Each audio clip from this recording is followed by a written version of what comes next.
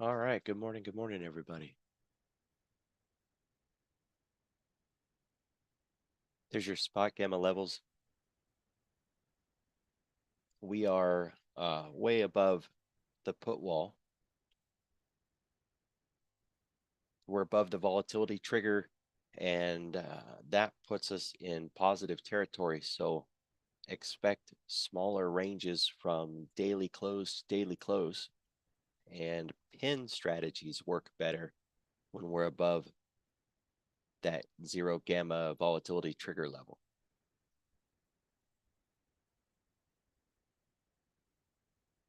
Here's for the SPY.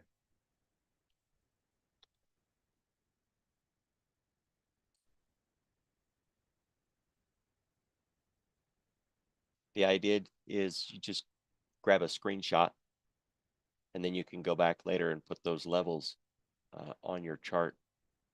That way you're not trying to type it out furiously while I'm changing the screen on you. I'm still dealing with a cold, so you still have to deal with my very poor sounding voice, but we'll get through it. Got some subtle stimulus coming out of Hong Kong. You can see we're up 1.6%. There's some reasonably decent articles out there talking about what they're doing. It's not like they're dropping helicopter money, right? They're just trying to ease monetary policies in different ways. Wink, wink, nod, get the money flowing. NASDAQ is up the most, but not even 0.25%. So basically flat in the grand scheme of things. Behind that, we got the S&P, then the Dow 30, and the Russell not quite back into positive territory yet. Japan down slightly, which we're going to go take a look at. They're off of that high. So the threat of imminent Bank of Japan intervention has diminished considerably. It is a quiet Monday all around. We're going to get some Fed speakers, but really not expecting any sort of fireworks or anything like that today. So you can see we do have various economic events on the table, including some additional auctions today. But for the most part, it's just a quiet Monday. And that gives the market time to change the narrative, right?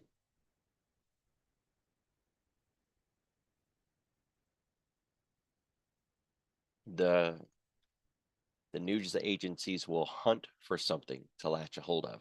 We'll see if it turns out to be good or bad. So I left spot gamma's levels on here for a moment. We're on a 1-hour chart, a little broader than I normally would do the morning briefing, but it shows the really big red lines and these labels here from spot gamma, the call wall, 0 gamma, put wall. Keep in mind that that call wall is, in all intents and purposes, that's resistance. It's where a large amount of sellers will generally be sitting. If they bought a bunch of calls and ran it up off of those lows, that's where they're going to monetize those calls, right? So they go in, they start selling a bunch of calls. That puts pressure on the market and drops us back down again. So I'm not saying we can't get through there. By no means am I saying that. Just expect getting through that level to not be a first, just a simple walk in the park to cut right through it. Like we did say on Thursday through that whole zone. Definitely not expecting to get through that call wall with such ease. Now, they don't have to monetize their calls there. They could roll them up, if they see more, but look left. And that's one of the reasons I put it on this higher time frame. There's all this trash back here. So we've got history at that location already. Getting through that 4220 is going to be a seriously difficult task. And put it out here on the weekly for a moment. This is starting to build more of like a megaphone pattern, right? But either way, we'll just put it on linear regression. Start at the top of the zone and just drag it to the right. So you can see these swing highs and swing lows. Generally, it's a little bit like a reciprocating saw. So if you get 1% this way, you get 1% this way, right? You get what you give. So if we got a 2% move that way, we're very likely going to get a 2% move this way. And it's broadening out more and more, right? That's why they call it a megaphone pattern. Now, eventually those break. They can go that way for a while. There's really not a promise in the direction. We're just getting wider and wider and wider swings until finally, eventually it breaks out. We can also see while we're out here on the weekly, all of these wicks back here. So every time we've gotten into this zone, there's just a whole bunch of sellers sitting there. And we haven't yet made it past that. And until we do, there's really not much of a discussion about a bullish bent to the market. We've got lower lows and lower highs, consistent and consecutive. That's trend, yo. That's the very definition of trend. And the trend is to the downside. So until this changes, the dominant trend is still to the downside. We can't really even entertain a discussion of a bullish push until we get above 44.50. Now, we get above that, we can start to have that conversation. But then we would still need higher lows and then yet another higher high, because getting above 44.50 would get us through these wicks, and it would give us that first higher high. Cool, cool. What we do want to do while we're out here on the weekly is mark out last week's candle. 25% and 75% aren't really all that important. You can mark them. Nothing wrong with it. But it's the 50% mark that really matters.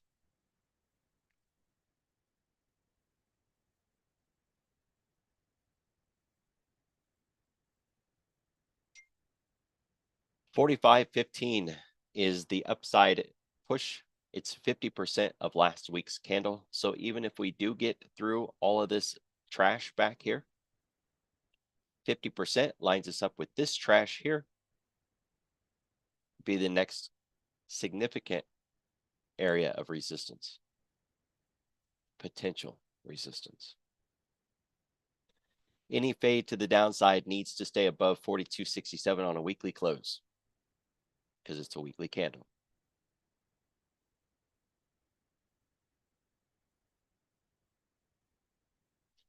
If you were to go back and look at SPY, the way SPY's daily chart looked last week, it has a unique pattern to it. It's worth taking a look at. When you look at that unique 5-bar pattern with the really wide gaps and the really big bars, and then go back and find areas where we had that before, you won't find very many, but they do stand out. And remember, you don't want things that look kind of sort of like it. You want something that looks really close to it, like Mahjong, match the picture. Things changed last week, but it still needs to prove it. Doesn't mean we have to wait to trade it. Just, you know, you pay for confirmation.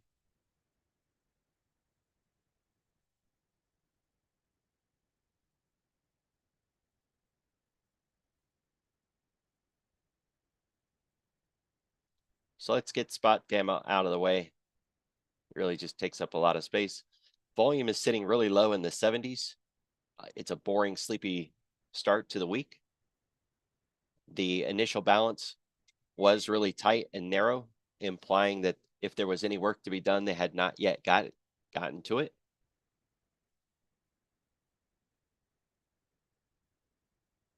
We're right underneath the previous week's high. We have a missed daily pivot. We're in the middle between our ADR levels. Friday was a missed daily pivot, and so was Thursday. So we're on day number 3 of missed daily pivot, but we have a 2 missed daily pivot combo. And again, if you don't know that strategy, which I don't trade the strategy, but I do use it for analysis, you can hit up YouTube and look up missed daily pivots, MDP. It's an interesting concept, and it'll definitely change the way you view the market. We're back above the 10-week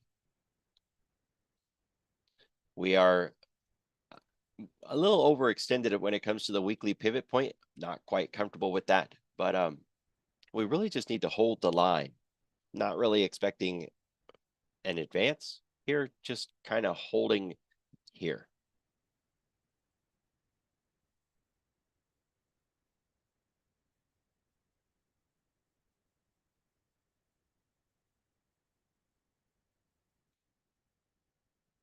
Had to log in under the Schwab account today, and a lot of my settings are all jacked up. So just kind of dealing with them as I come across them.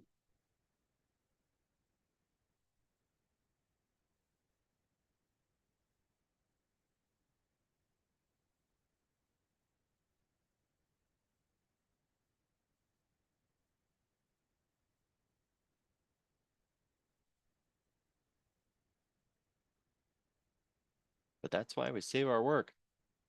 10-day, 30-minute volume profile. When we're at the lows, we expect to go to the highs. When we're at the highs, we expect to go to the lows. Hey, Mo, we're at the highs. Little micro double top style pattern up there. Don't have a lot of liquidity yet. We don't have a classic shape here at all. This is just a truly ugly profile with nothing here of value. We cut through the old point of control and made it up to these highs with no resistance because there really wasn't anything up here. We spent a mediocre amount of time at that 43.30 cog line, so we built up some volume, and we can see it on the TPO. And then at the high of where we're at. So really, if we were to break that 43.73, the same thing could happen all the way back down because we didn't leave any structure behind.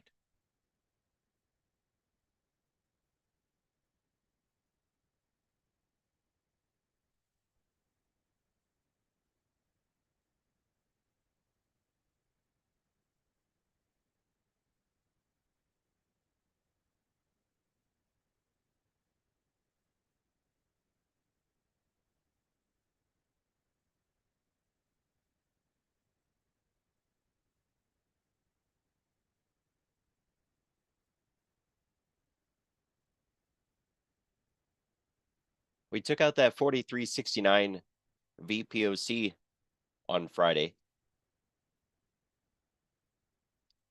And we don't have anything to carry forward from Friday because we've been moving through that zone all night. Now, we could carry forward just the POC, the point of control. I'm not really interested in doing that. I've got enough pivots. I don't need it. But we don't have a VPOC to bring forward. The profile is really not showing us anything of value across that high either.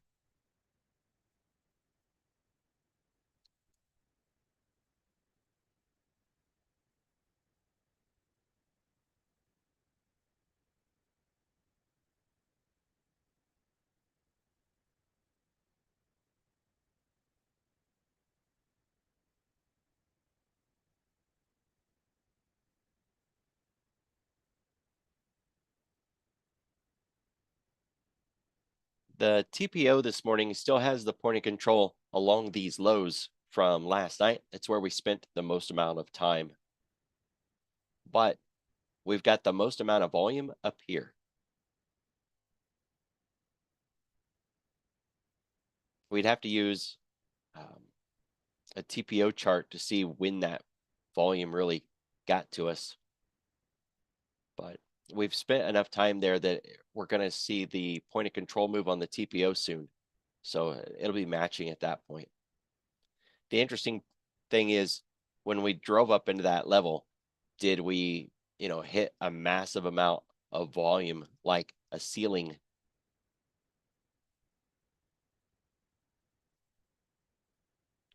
We could see it on a TPO, or if we wanted to use Thinkorswim to do that analysis, it's called monkey bars. We're not going to get into it, but there is a chart that Thinkorswim uses that is designed to be like a TPO chart, but Thinkorswim calls it monkey bars, and that's where you could do volume by time rather than volume by price. It uses the ABCD grids built into, each letter is 30 minutes of time. If you don't know what I'm talking about, you're not missing anything.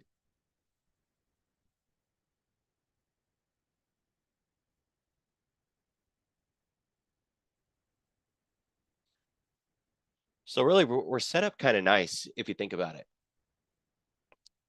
If we can break above Friday's high, which is also last week's high, then we can continue this really strong bullish advance that we started last week.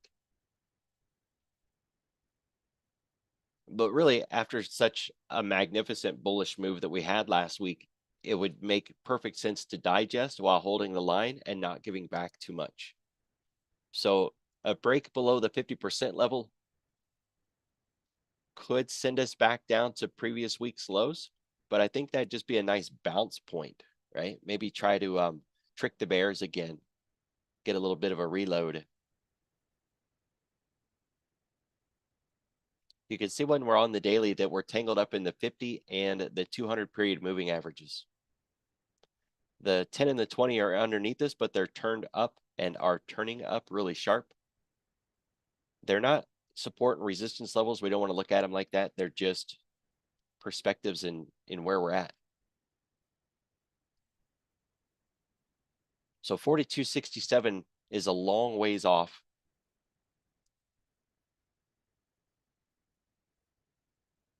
But after the run that we've had, we really got to believe that we're going to start to digest soon.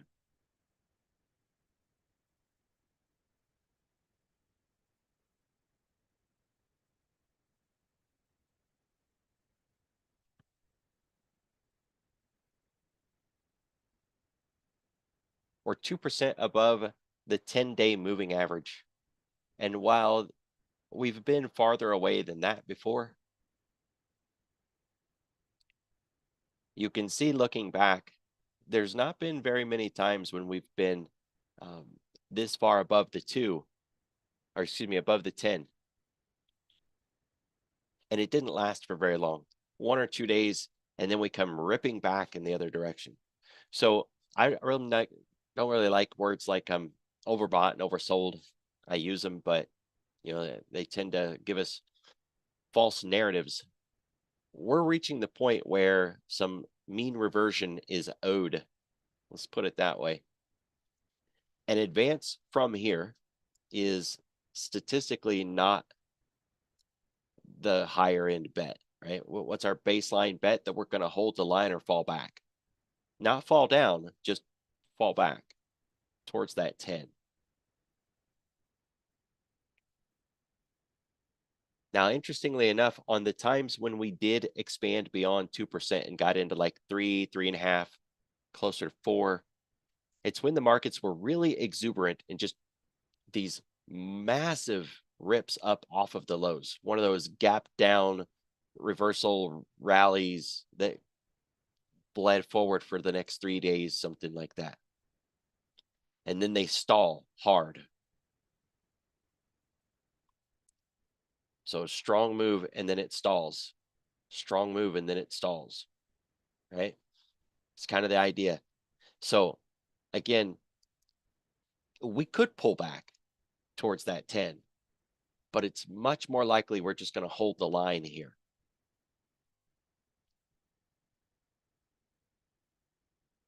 We were discussing last week iron condors and how it's just not the right environment for iron condors, right? Your wings, if you were to use the weekly expected move levels, are so far away that there's just no money in the iron condor. But on a week like this, if we really are going to hold the line, if we were somehow able to tighten things up a little bit to where we didn't have to use that weekly expected move range, maybe instead using a more dynamic expected move rather than the static expected move, we could use what the move is now, which is $60 higher and $60 lower, rather than what it was then.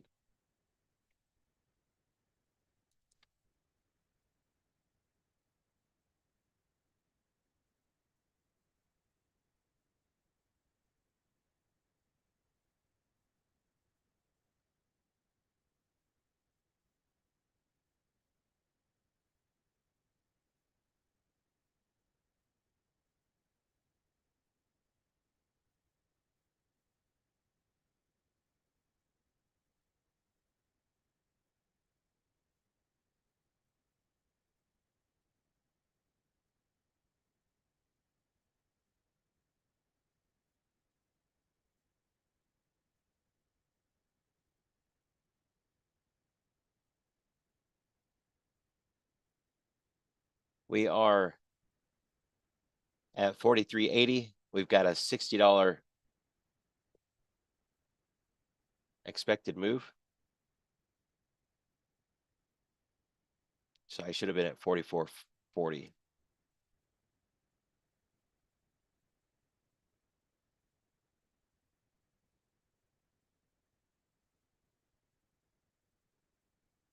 There we go. It's not quite delta neutral, but pretty close. That would be the idea.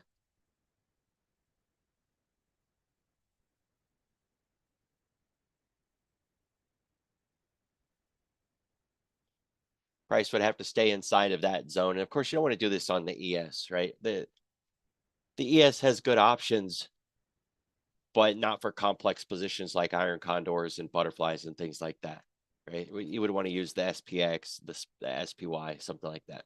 It just sets the narrative, right? The SPX hasn't shifted enough. The options, we don't want to use those prices. So voila.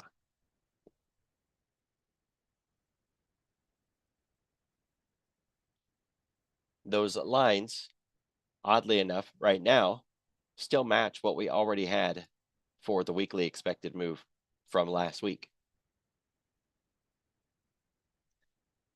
I believe once we get into the open, that will change.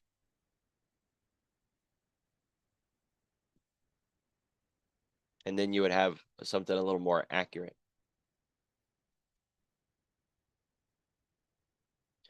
But being this extended past the 10 and looking at, the precedent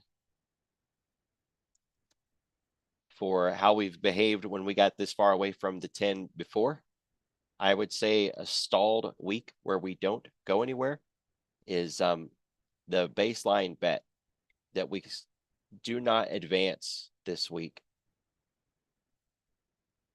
We're 0.86% above the 10 week. We were looking at the 10 day. Now we're looking at the 10 week. And from this perspective, we've barely gotten started, right?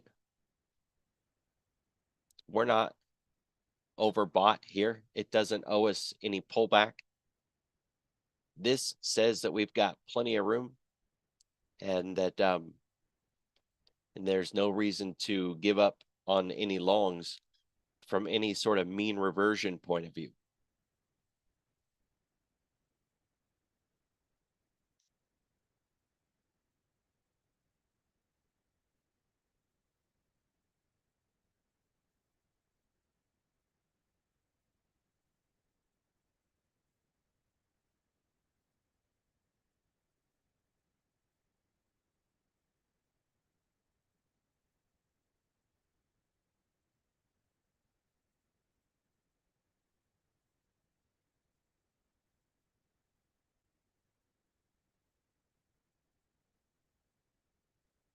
Well, they really screwed that up, didn't they?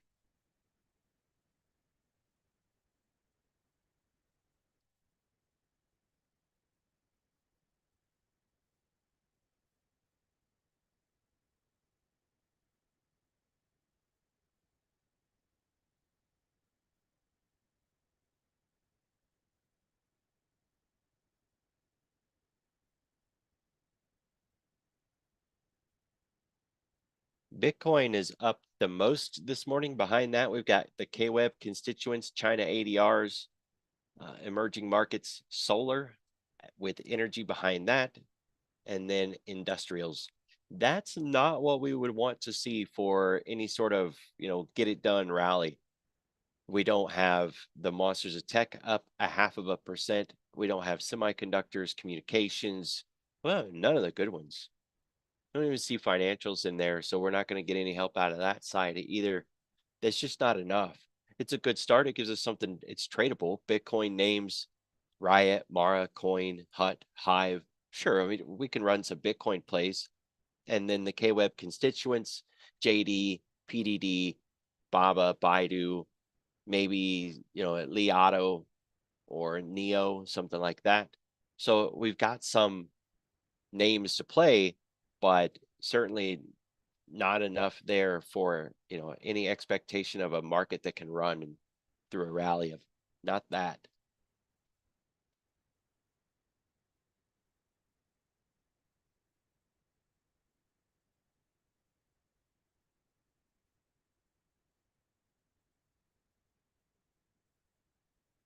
And we have pot stocks as well. Although the flows in those pot stocks still look a little light this morning, at least they're positive flows. They're also trying to come up off of the bottom.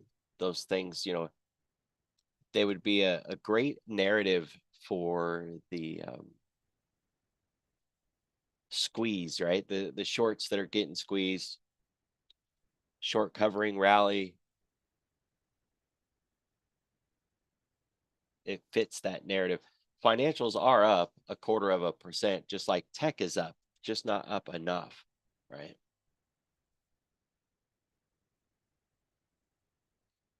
So that's really what I would be watching for this morning is the rising tide scenario.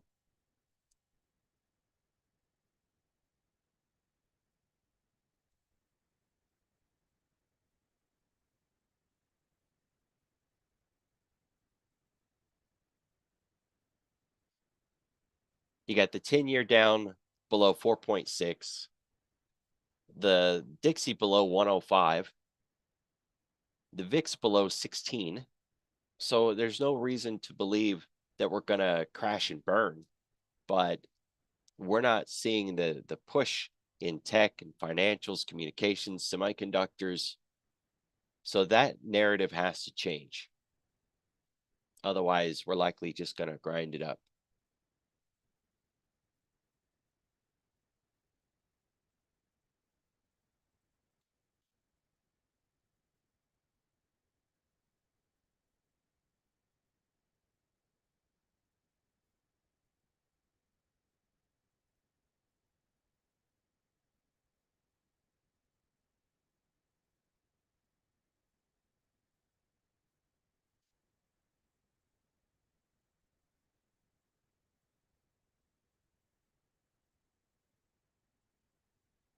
All right, big gap up in Baidu.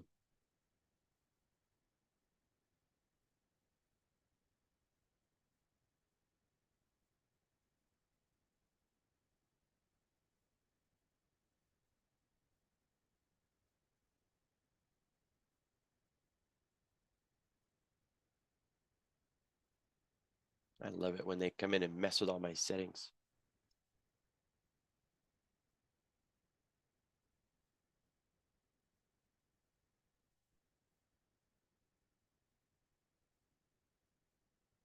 Well, there was a big gap up in BABA till that dark pool print hit. Still got PDD. Now JD starting to lose it too. Something just kicked off at the 8 o'clock time frame, which is why we watch the clock, right? So we're losing those K-Web constituents.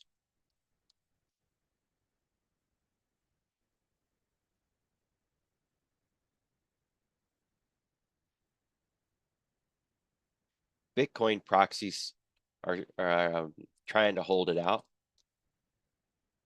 Looks like they're beginning to maybe wobble a little bit as well.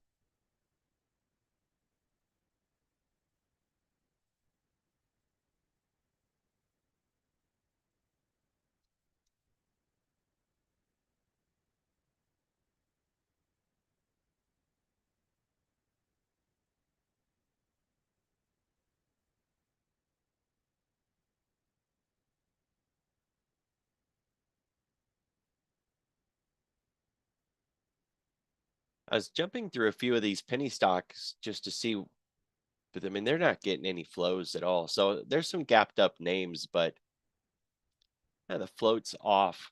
Lee's actually hitting on that list now. It really doesn't seem like they're going to keep it.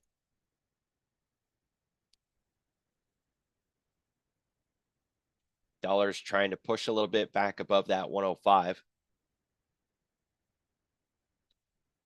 So that's going to be the threat against the system today is seeing the Dixie and or the 10-year start to um, reclaim previous levels.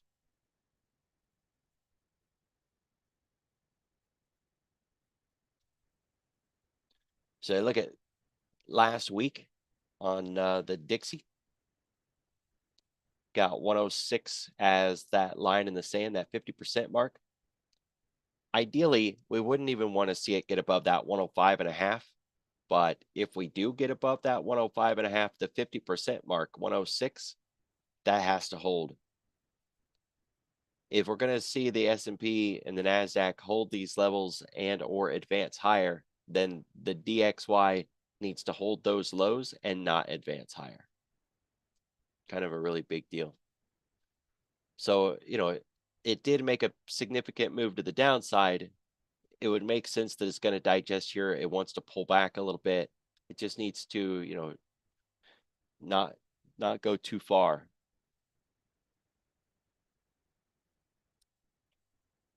And the 10-year, same thing. You could see it looks more green than the Dixie does.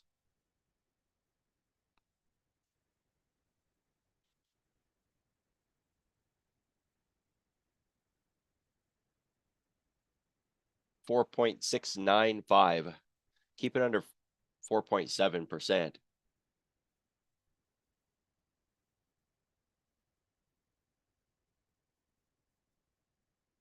And if you want to tighten that up, you could look at it on a daily chart and do the same 50% level, right? But it's this little bit of advance that we're seeing in the 10-year and in the Dixie that is really kind of throwing off the only things that we had that were up this morning.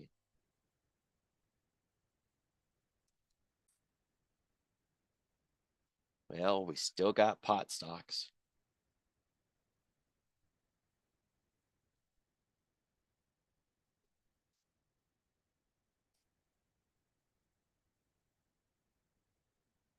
Inside day breakout on Tilray. Just keep in mind, these are some beat down penny stock trash, right? This could be more of a short covering rally than any sort of bullish drive.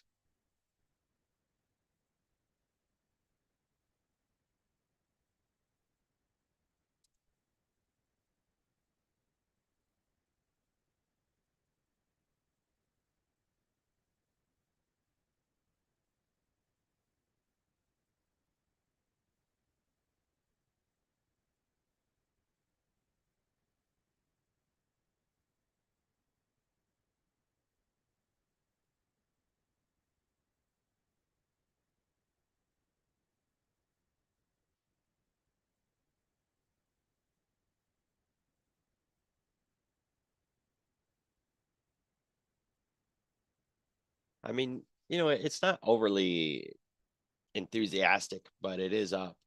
So we still got Bitcoin, pot stocks. We're just losing those China ADRs. Maybe those are just some dark pool prints and it'll throw it off.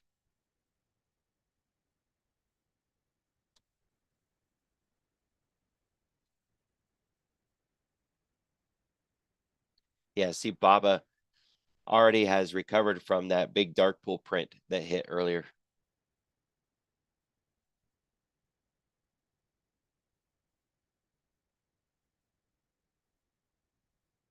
All right, so you want that rising tide. You want to see other sectors coming in and participating. I wouldn't get too hung up on growth versus value per se, but when it comes to rallies, you really want tech. So if we don't have tech, then they need to at least hold the line, and we don't need any tech headed to the downside. If it can do that, then the rest of the market could try to carry it. So for an example, Apple's not looking that exciting this morning. Microsoft.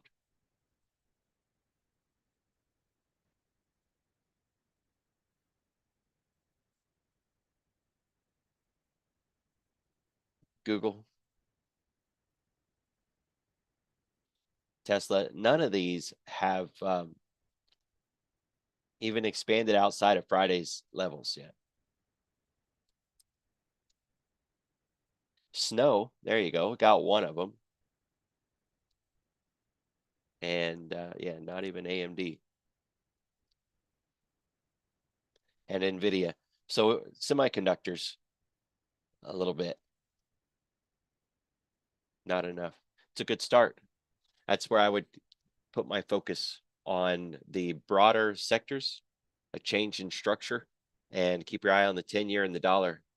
If they start to rally, find it really hard to see any continued rally in the S&P and the NASDAQ. Everybody be careful. Be safe. Have a good week.